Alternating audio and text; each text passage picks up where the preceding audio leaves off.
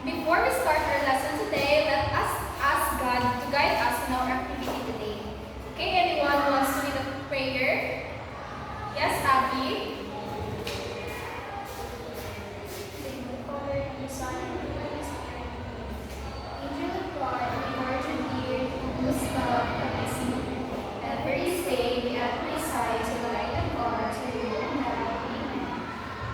Okay, you can now take your seat. Good morning, class. Good morning, Ma'am Villanueva. Is everybody present for today? Yes, Ma'am. Very good, Kai. Ay ang tanan sa subok. This time, I would like to know who can still remember our last topic. Who can still remember, class? Yes, Abby? It's all about healthy for environment. Clean up for healthy environment. Very good. Our last topic yesterday is all about clean up for a healthy environment. Very good, Kai. May nakadumdum pa. Now, class, I have here a picture. What can you say about this picture? Galot brush for bata.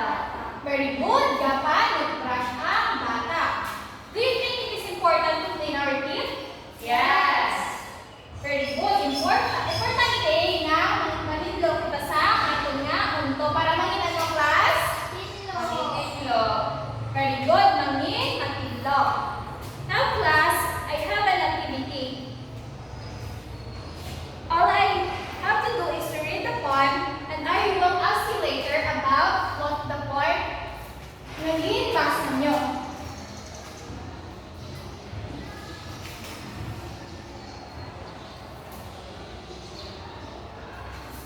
Now, class, are you ready to read the poem? Yes, Ma'am. Okay. Basa mo sa dungan. Okay, class, start. A healthy lifestyle isn't living hard. Just do some exercise and go for your chocolate bars. You can be healthy by just gaining weight. You can be healthy by waking up late. Eat more veggies and love yourself. Eat those food which are homemade. Being skinny doesn't mean you are weak. Because being too fat can make you sick.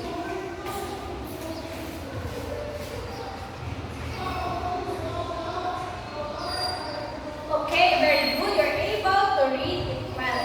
Now, my question. What did you notice, class, after reading the poem? Yes, Abby? Nanotice na ako sa part na nalibasa na it was very fun to read because of reading. Very good. Namin siya masakon tungod sa reader nga ginatawag.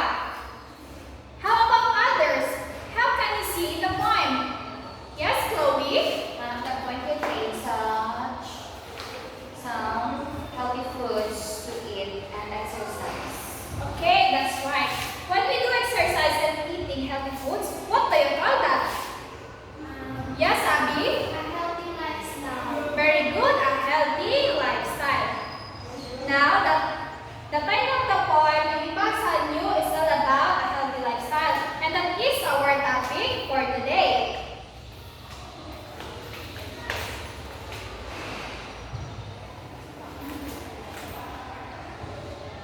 Now, a healthy lifestyle. The choices that we make ourselves, like the food we eat and our activities, are important to the finance of our health.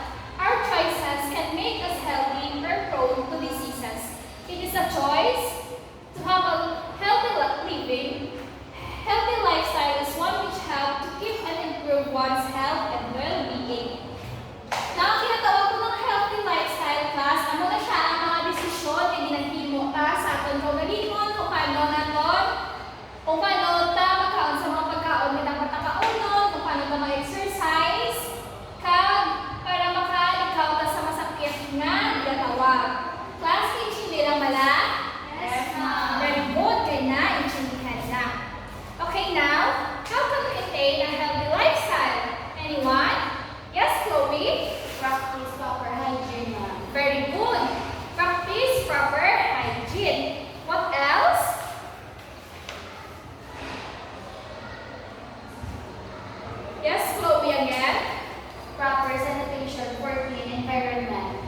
Very good. Proper sanitation for a clean environment. Do you understand the class at yung klase ta? Yes, ma'am. Very good. Now, we have an activity. I will group you into two groups. I will distribute the meta cards with a certain situation. All you have to do is to act what the instruction of meta cards. Understand, class? Yes, ma'am. Okay, we now start. Group 1 and 2.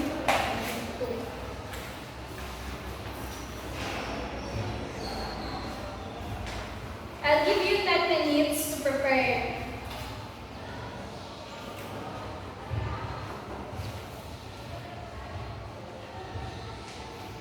Okay, class, ready na mag-perform? Yes, ma'am. Okay, huwag na natin sa group 1. Sino ang mag-perform sa group 1?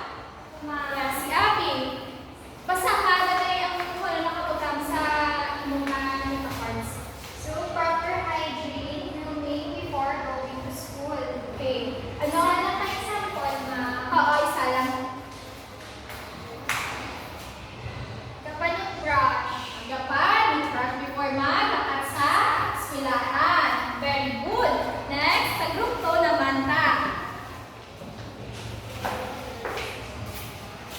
Physical activities. Perform some exercise. Perform some exercise. Jumping jack. Sige, jumping jack. Okay, very good. Okay, now, class, how can we prevent diseases? Or what are the ways we should do to prevent from various diseases?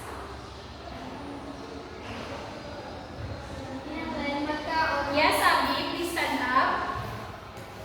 Kinanglan ng magkaon sa mga healthy foods. Kinanglan na nato mag-exercise. Very good. Kinanglan ka magkaon sa healthy food kag mag-exercise para ma-prevent ang tinatawag nga masakit.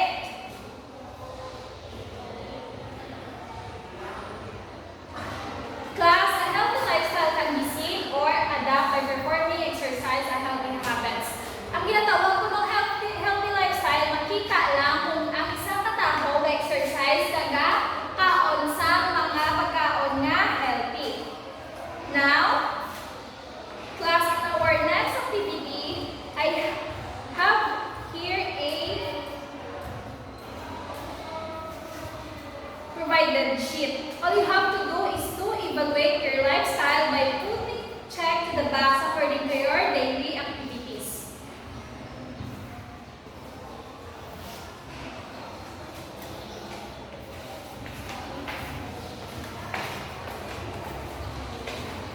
I'll give you 5 minutes to answer your